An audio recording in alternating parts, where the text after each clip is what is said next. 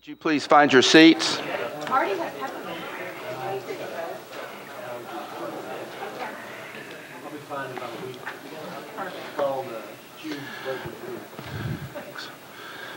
Please find your seats, folks.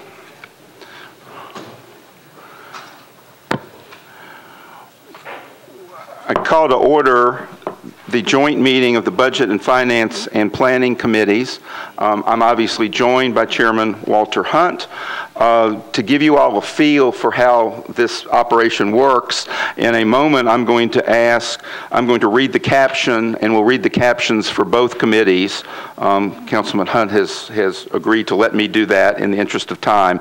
But then after I read it, I will need a motion from the Budget Committee. Councilman Hunt will then ask for a motion from the Planning Committee, and then we will have that for each amendment, and then we will vote in each committee on each amendment. And we will actually do our votes because we have both committees here plus lots of other colleagues. We will actually vote by hand in each committee. You already want to vote, Councilman Bedney? I just want to know if we're going to ask questions. Oh, no, of course. I mean, all that will take place. Okay, thank you. And that will take place jointly. I just wanted people to get a feel that on each one, we have to have two committee votes. Oh, no, Councilman Bedney, I would never think there would be a meeting where you wouldn't ask a question. So we're looking forward to it. So. With that, though, we did think it appropriate that we begin our discussion to make sure that everybody is on the same page, and those watching at home, that they actually understand exactly what the capital improvements budget is. And to do that, there is no one better than our counsel, Mr. Cooper. John? Thank you, Chair. The charter requires that the council adopt a capital improvements budget not later than June 15th every year. It's a mandatory requirement in the charter, one of the 2 or 3 things that the council is obligated to do. It is a planning document. It does not in and of itself authorize the expenditure of any funds. It makes projects eligible for funding at a future date. So if a project is not included in the capital improvements budget, it cannot be funded during that next fiscal year. And let me emphasize one point that Mr. Cooper made. By charter, we must pass the capital improvement budget before the 15th of the month. So those that are here and those that will join us at 6 need to make sure that we are all here so that we have the appropriate numbers to have an official meeting, or else unfortunately the Vice Mayor would have to call us back before the 15th to vote on that, which would have to be Friday. So if you're here, you got to hang in so we get that done so we can take care of our business. So this brings us the capital improvement budget 2014-788, sponsored by Council Members Stein and Hunt, adopts the capital improvements budget and program 2014 to 2015 through 2019 to 2020 for Metro government. May I first have a motion from the Budget Committee? So moved. And seconded. Is there a motion from Planning and Zoning? Second? We're appropriately before us. We begin with amendment number 1, Councilman Claiborne, Fort Nashboro Interpretive Center. Councilman Claiborne. Thank you, Mr. Chair. I'm bringing this forward on behalf of the Daughters of the American Revolution to put it on the wish list, and I would appreciate your vote to approve.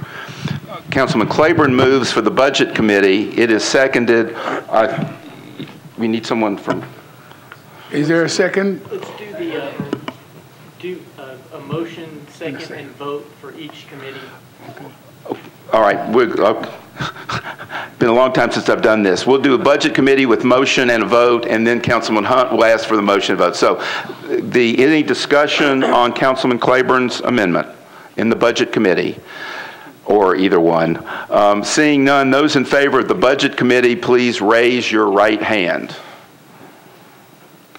Thank you. Any opposed? Budget Committee recommends. Councilman Hunt. Planning and Zoning. There's a motion on the floor to approve Amendment 1. Is there questions? Councilwoman Gilmore. Thank you, Mr. Chair. If Councilman Claiborne could just explain what the Fort Nashboro Interpretive Center is, I appreciate it. Thank you. Councilman Claiborne. When, I guess it was, let me ask a question of Mr. Riebling here to refresh my memory. Has it been 2 years ago that we were presented with the riverfront redevelopment plan? Mr. Riebling? Yeah, there's been funding on the riverfront for really several years now. I can't remember exactly, but probably the bulk of the funding was in the last capital. No, I'm talking about when we were presented with the plan. For the redevelopment of the riverfront, probably probably 2 years ago. Yes. Okay, so in that in the plan that we were all presented with, we had a slide presentation and it was a dog and pony kind of thing, but there was talk at that period of time about doing something for Fort Nashborough. Obviously, Fort Nashborough is in a great state of disrepair. In fact, it's not usable at this point in time. And part of that plan called for an interpretive center. And at that point, I don't think it was clear as to what that interpretive center would be, whether it would be, a model of Fort Nashborough explaining about the history of it, or if it would be, I think at one point it talked about some type of architectural wall with the history of that area. And I'm not sure that there is a plan at this point in time, but it was talked about as an interpretive center for Fort Nashborough, recognizing its importance to the city as the original development, the original settlers that came here. And since then, there's been a lot of talk about that. The Daughters of the American Revolution, they are the ones, I understand, who are originally responsible for Fort Nashborough. And they are very interested in the site and in its history being maintained. And so there has been at some point in time a suggested number, which this number represents, that would fund that center if it took place. And so I'm simply coming forward on behalf of this organization to say we're putting this on the wish list, and if a plan should come forward and be presented and be accepted, then at least it's approved to move forward. Thank you. Councilwoman Gilmore. Thank you, Mr. Chair. I have another question for Councilman Claiborne. Do I direct it to him, to you, or to him? To the chair. Okay. So when he said that the Daughters of the American Revolution are responsible for Fort Nashborough, could he? No, I think what he meant was they're responsible for the request for the additional funding. The Parks Department is responsible for Fort Nashborough. Okay, good. That was Is that correct, Councilman Claiborne? Yes. Okay, good. That was just the clarity of my question. And then the second piece was, so is there money still needed to get it operating? Because at this time, it's not operable. Mr. Riebling, there's $1 million that this council appropriated 1.5 years or 2 years ago, which the Parks Department is currently working with. This would be an additional 1.6 if the council chose to ever allocate it to Fort Nashborough. Is that correct? That's correct. The parks had $1 million set aside for Fort Nashborough either last year or the year before, I can't remember. And they are in process of design on that right now, and it would anticipate work beginning on the first phase of the Fort Nashborough reconstruction or whatever sometime later this fall.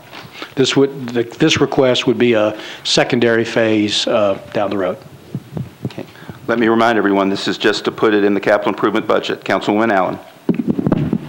I'm not totally sure, but I believe the Historic Commission is also really interested in seeing this happen. I hate to speak for anybody, but I believe I've heard that and want to throw that out there. Councilwoman Langster. Thank you, Mr. Chair. Just a point of information. When money sits in an account and it's not being used, but at some future point in time, it will be used. Is there interest collected on that money? Mr. Riebling? Yes, any money that sits idle, we can always collect interest on. And then when they spend it, what happens to the money that was collected in interest? Does it go into the general fund? Yes. Thank you. Any further questions? All in favor? Raise your hands. She understands what the capital improvement budget is. Thinking about it. Opposed? Amendment number 2, Councilman Claiborne. McGavick Pike Sidewalk, Meadowwood Drive to Two Rivers Middle School engineering right-of-way and construction. Councilman Claiborne moves approval. Is there a second? Second. Any comment on this, Councilman Claiborne? Okay. Any discussion in the committee, in the budget, or any discussion overall on amendment number 2?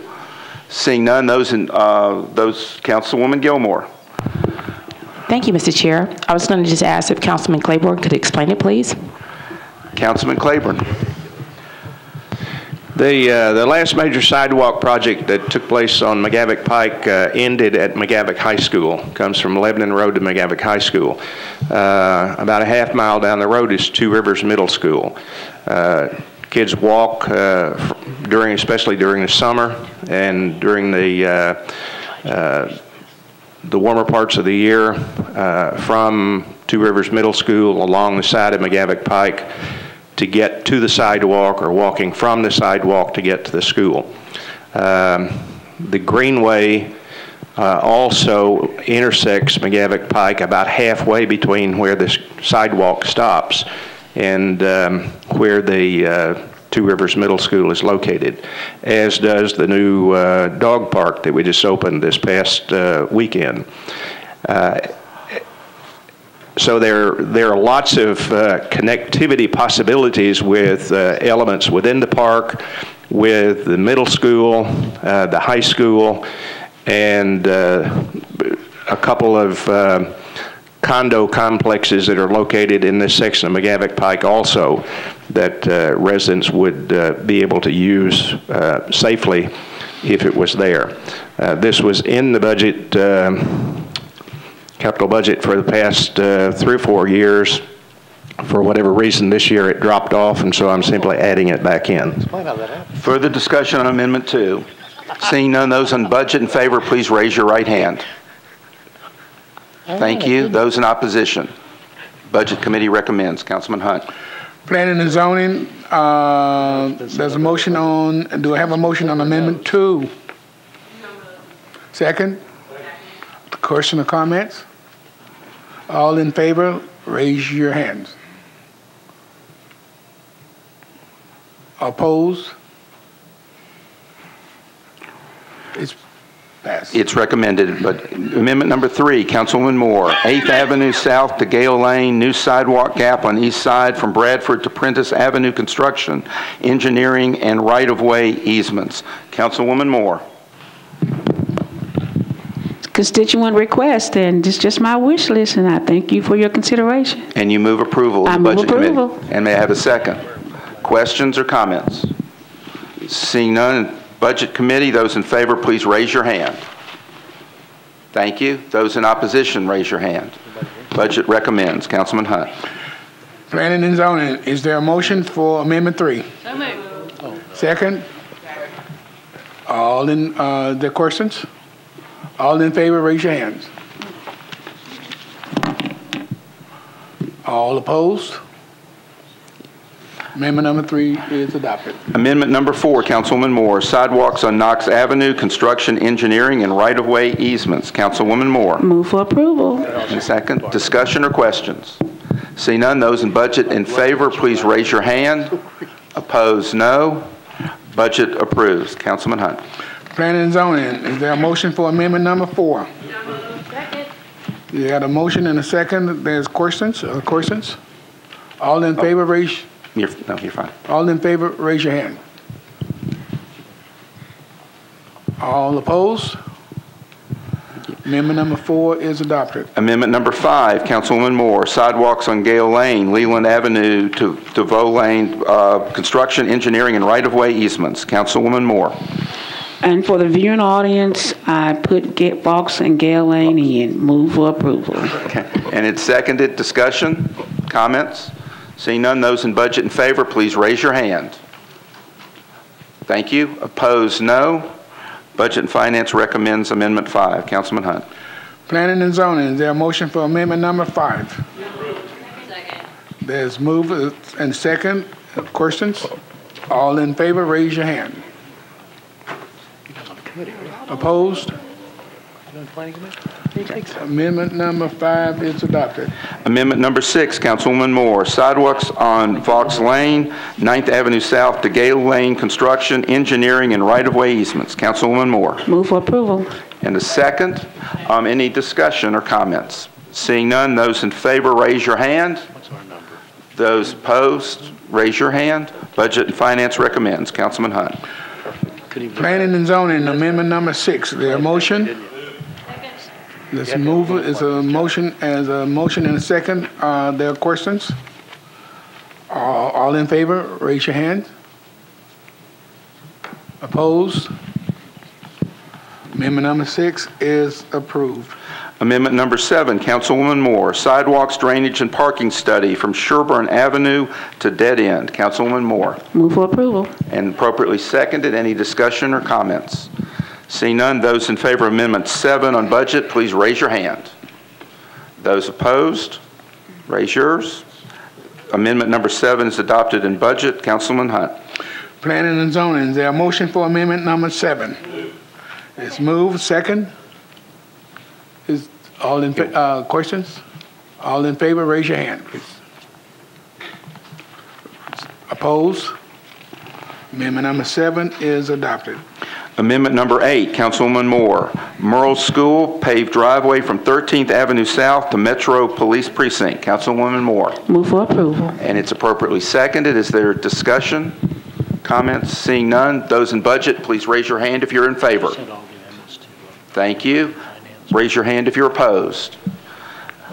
Budget and Finance recommends. Councilman Hunt. Planning and zoning, is there a motion for amendment number 8? Second. It's moved and second. The questions? All in favor, raise your hand. All opposed? Amendment number 8 is adopted. Amendment number 9, Councilwoman Gilmore. Quiet zones at 3rd Avenue North and 7th Avenue South. Councilwoman Gilmore. Thank you, Chair Stein. Move for approval with a brief explanation. Thank you. I need a budget member to move it. So moved and seconded. Councilwoman Gilmore, you're recognized. Thank you. Been working on this for several years. The quiet zone is very important to my constituents. It's a constituent request. I think it will improve the quality of life for the constituents of this area. Thank you. Thank you. Any other discussion or comments? Councilwoman Bedney. Can you explain to me what it is? I mean, I just don't know what a quiet zone is. Thank you.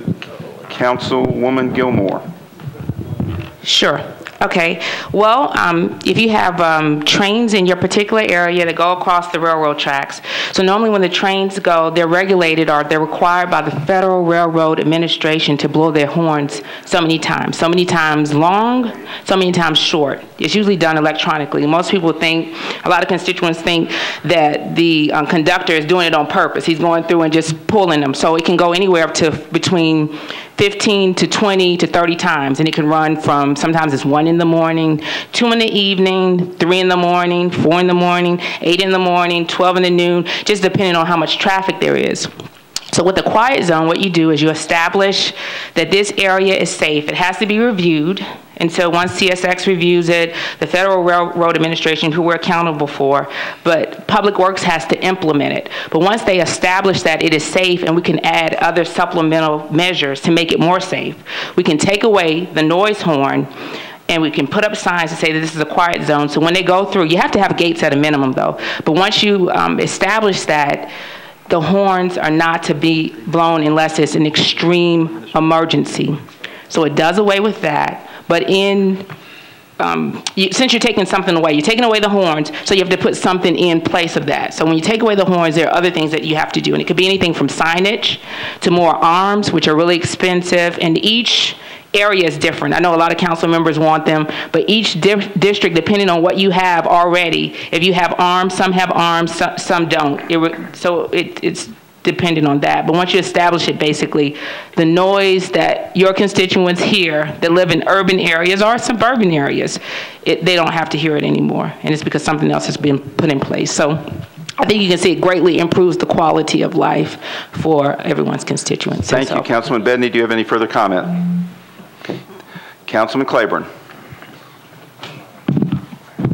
Thank you. And I'll have to address this question to somebody out of the mayor's office. About 4 years ago at least, then Councilman Gatto, myself, and Councilman Stanley had worked with TDOT and Public Works, and we were moving ahead to establish quiet zones along the crossings where the Music City Star runs to the county line.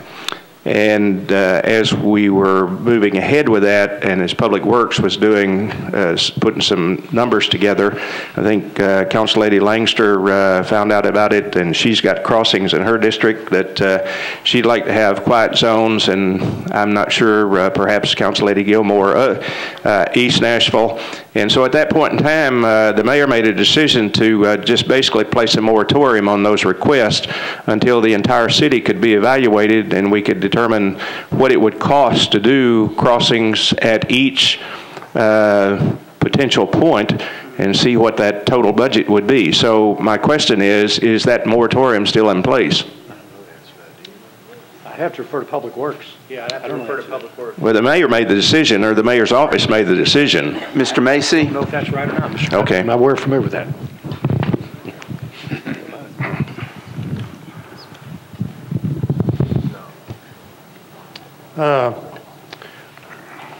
Well, let me try to explain. First of all, we are starting a study to look at all the crossings in the county to evaluate them on safety needs, what measures would be required to make them eligible for the quiet zone. And that study will take a few months. It's not a design level study, but it is enough study to get us in the, quote, sort of at a planning level. The one reason that these particular crossings at 2nd and 3rd came up was a gentleman from the Federal Railroad Association basically told Public Works and the council lady that these two crossings, 2nd Avenue and 3rd Avenue, required no improvements to make them quiet other than putting up signs. So we agreed to enter into the process to determine if that is really going to be how it happens. And we're in a process with the CSX right now.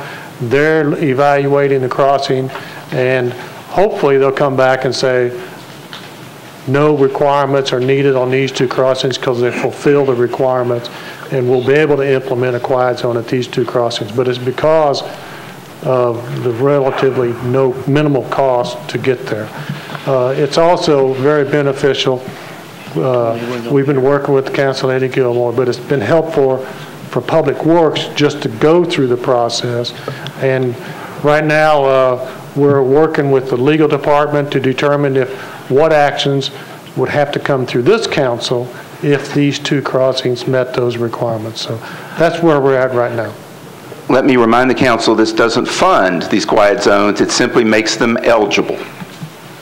Councilmember Weiner. I just have a procedural question. You have $1 million on here for the project amount.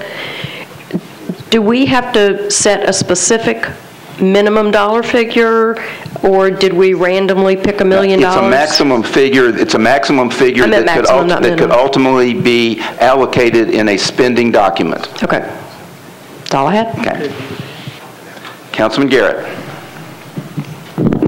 Mr. Chairman, I just, for whatever it means that the council lady doing this, I somehow or another remember reading an article a year or so ago. We couldn't do this 20 years ago when you and I first came in. There was no such thing as quiet zones. But I remember in the article, they got it passed with private monies. So I know why we're trying to get public money to do this, to do the wish list, but if the neighbors want to do this and there's enough money put together by the neighbors, this has already been done in several places in Tennessee, but it was all privately financed.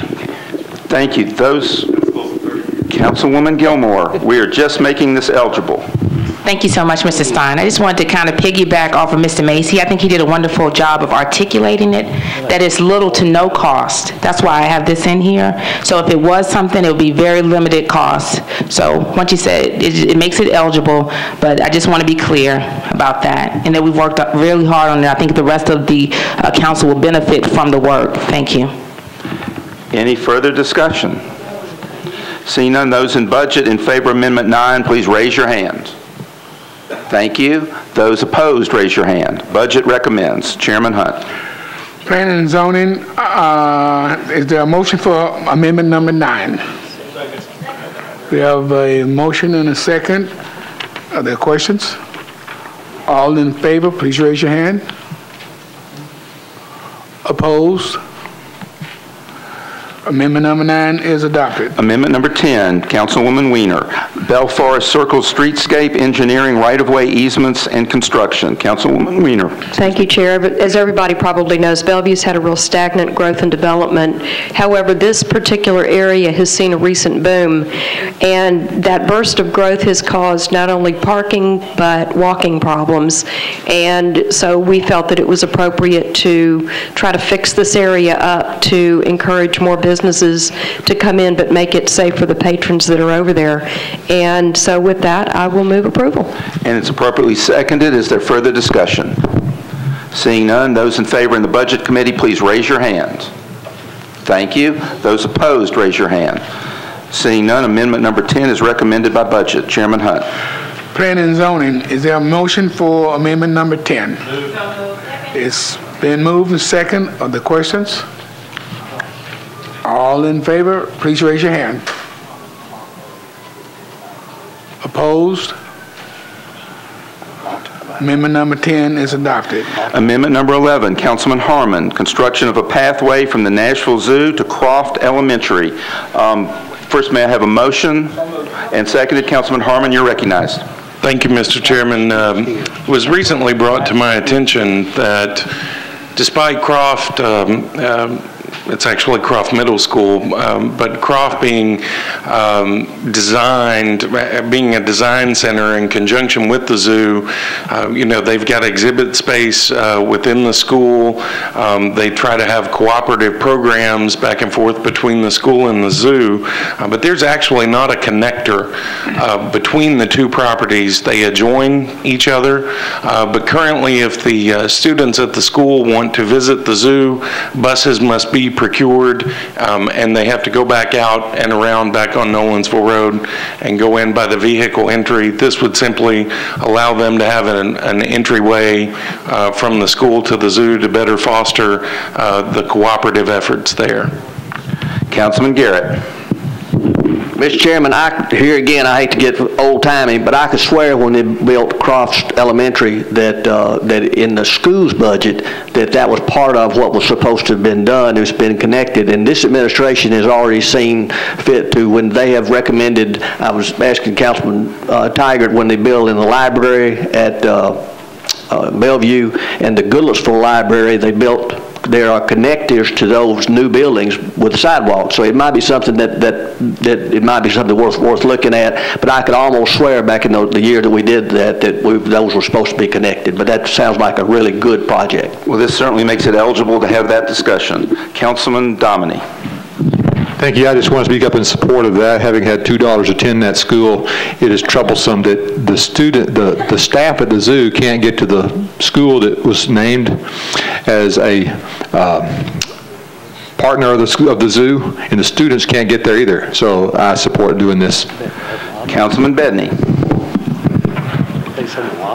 My daughter also attended. Our daughter seems to go to the same school all the time. So I also support that. I agree. And actually, I would like to say that we should really make sure all our schools have sidewalks. If we want to increase the health of our children, we should make sure that kids can actually walk to school from their neighborhood. So I'm only in support of this. Further discussion on amendment number 11. Seeing none, those in budget in favor, please raise your hand. Thank you. Those opposed, raise your hand. Amendment number 11 is recommended by Budget. Chairman Hunt. Is there a motion, planning and zoning, is there a motion for amendment number 11? You got a motion and a second. Are there questions? All in favor, please raise your hand. Opposed? Amendment number 11 is adopted. Amendment number 12, Councilwoman Johnson, acquisition of property at 2804 Smith Springs Road for a dog park. Councilwoman Johnson. Approval. We have a motion and a second. Is there discussion? Seeing none, those in favor in Budget Committee, please raise your hand. Thank you. Those opposed? Budget recommends amendment number 11. Chairman Hunt. Planning and zoning, is there a motion for amendment number 12? It's been moved and second. The questions? All in favor, please raise your hand. Opposed?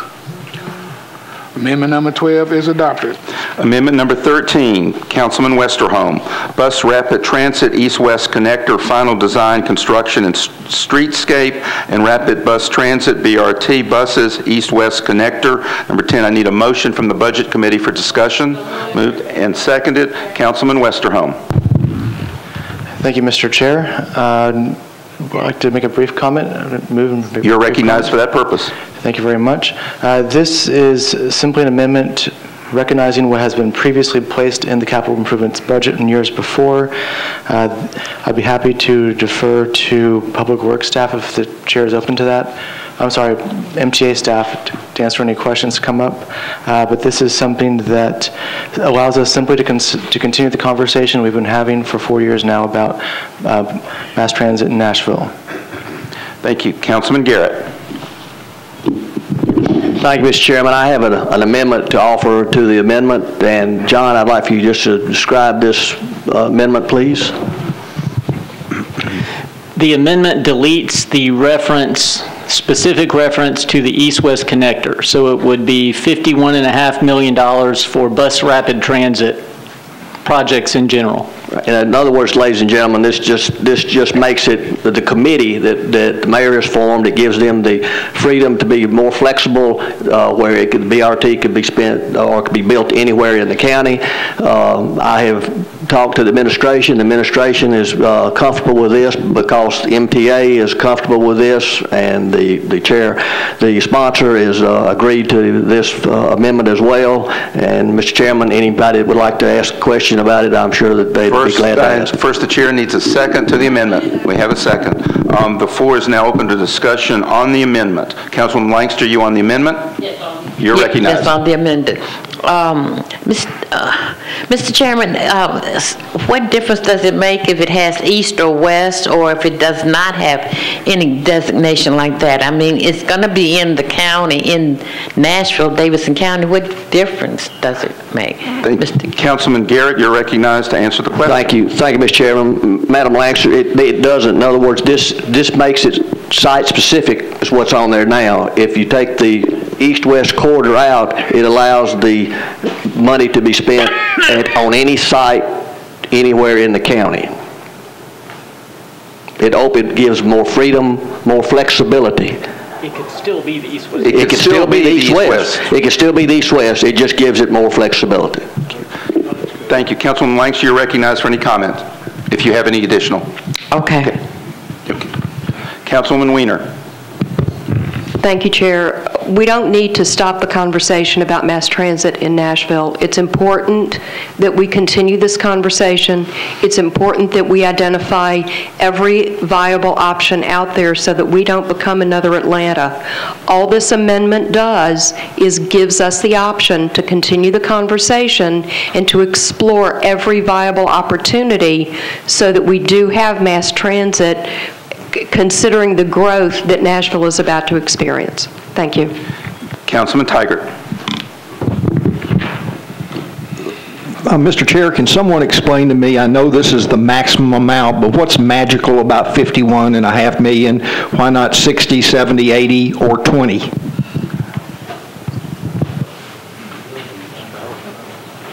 Welcome, Mr. Oliphant. Thank you very much. Councilman Tiger, the amount is based upon the original budget for the overall project. The local portion of that has always been $59 million. As you will recall, the council approved a spending plan last year for fiscal year 14 for $7.5 million. Thus, we're just taking the $59.5 and taking out $7.5 million. So this magical number is specifically geared toward the AMP? Yes. During our budget hearings, you discussed the implementation of bus rapid transit on Nolensville Road and other corridors. refresh my memory what the startup cost and operating, because it seemed to be considerably less than this amount. You're referring to our BRT light operations, which is basically limited stops. It's still in mixed traffic. The startup costs for those can range, depending on the length of the route itself, anywhere from, not including the buses, obviously. The buses are about $1 million a piece, and depending on how many buses it would take. But the infrastructure, shelters, and things like that would run about $2 million. That's been the average for the Gallatin Road, or Gallatin Pike and Murfreesboro Pike. Okay, I certainly support this amendment. I am very, very uncomfortable that once again we're having discussions and putting in language that further seems to obligate this body before we have the primary discussion that needs to occur concerning dedicated funding and the regional cooperation that we need from our partner counties. Thank you. I just would remind you this is a maximum number that could be changed by the council at any time. Councilman Matthews. Thank you, Mr. Chair. I would like to thank Councilman Garrett for bringing forward this amendment. I do believe that mass transit is something that is a very important conversation we need to have in the city, as Councillady Weiner stated. But Councilman Tigert is right. He's probably been the most outspoken that we do need to figure out a dedicated funding source to be able to move this conversation forward. But the conversation shouldn't just be about the AMP. It shouldn't be about the East-West Connector. It should be about mass transit, and that's what this amendment should be about, continuing that conversation and making sure that that conversation doesn't just die because it's not included in our capital improvements budget.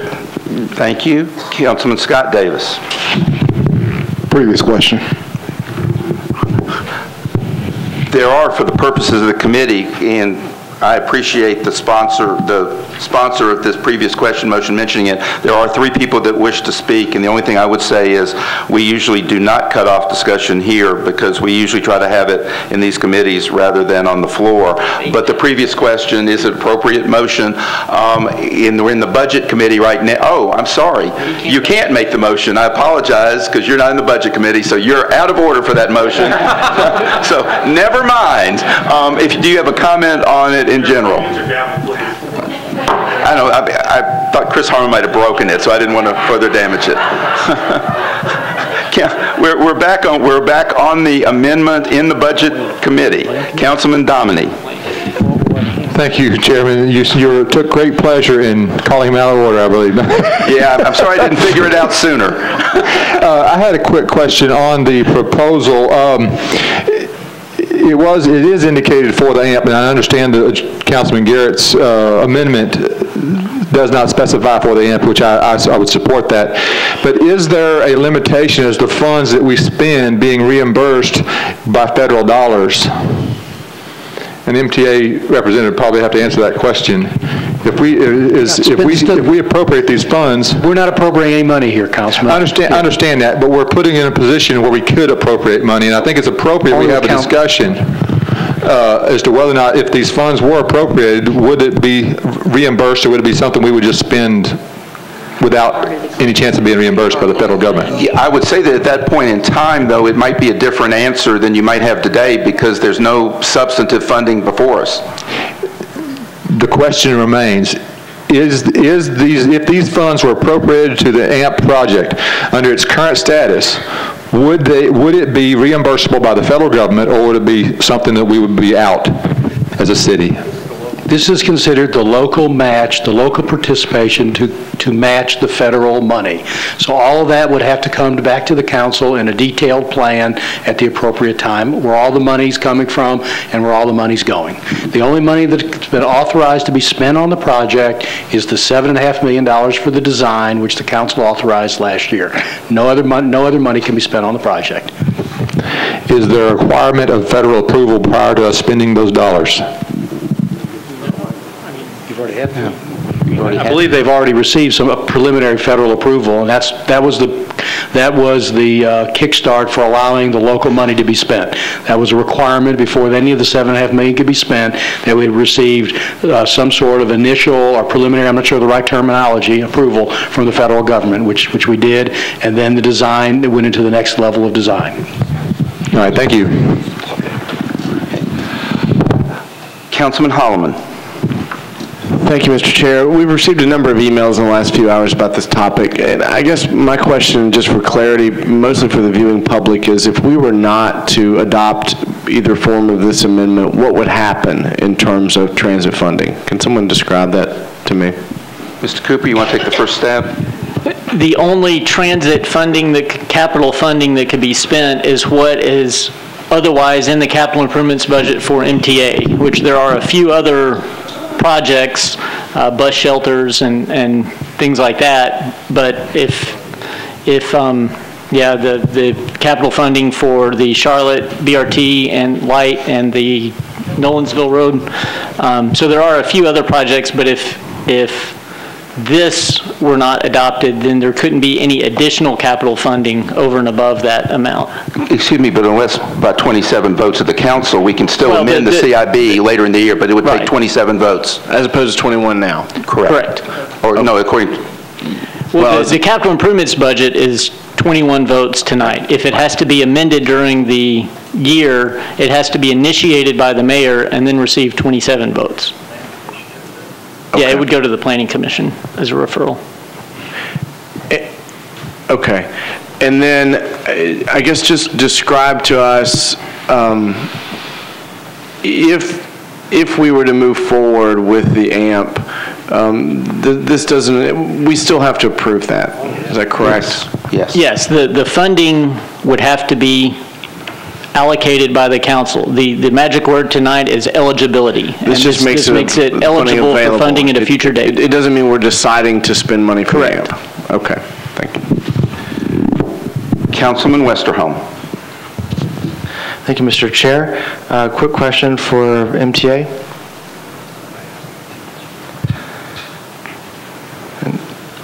Thank you, Mr. Hoffman. Just wanted to ask, does this impact our current application with the federal government?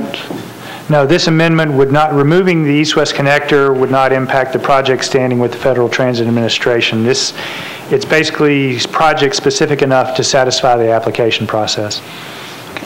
All right, thank you very much. For those in the Budget Committee, we are on the amendment by Councilman Garrett to strike the language East-West connector. Those in budget in favor of the amendment, please raise your hand. Right at 6 o'clock. Good planning. Thank you. Those opposed in committee. The Budget Committee adopts the amendment. We're back on amendment number 13 as amended. Any further comments? Those in the Budget Committee in favor of amendment 13 as amended, please raise your hand. Thank you. Those opposed to amendment The 11-4. 11-4. I'm sorry, 10-4, 2 against. The chair votes yes. Is that an abstention? I'm sorry, I didn't get to abstentions. 10-4, 1 against, and 1 abstention. 10-4, 1 against, 1 abstention. Chairman Hunt. Planning and zoning, we have an amendment. Is there a motion for the amendment? We have a motion and a second. All in favor? Raise your hand. 1, 2, 3. All opposed? The amendment passed. Okay, now the amendment as amended. Okay. Now we have a motion, amendment 13 as amended. Is there a motion? Okay. We have a motion and a second. All in favor? 1, 2, 3, 4. All opposed? Amendment 13 is passed as amended. And finally, in Budget and Finance, on 2014-788, as now amended 14 times, any discussion on the bill as amended? Seeing none, those in budget in favor of 2014-788 as amended, raise your hand. I'm sorry, we already had the motion on the floor. That's why we had the amendment. So, thank you. Those opposed? 2014-788, as amended, is recommended by the Budget Committee. Chairman Hunt. Planning and zoning. Do we have a motion on Bill 2014-788? Okay, we have a motion and a second. All in favor, raise your hand. All opposed? 788 is approved. Thank you, members of the committees and council. We stand adjourned and ready for the Vice Mayor.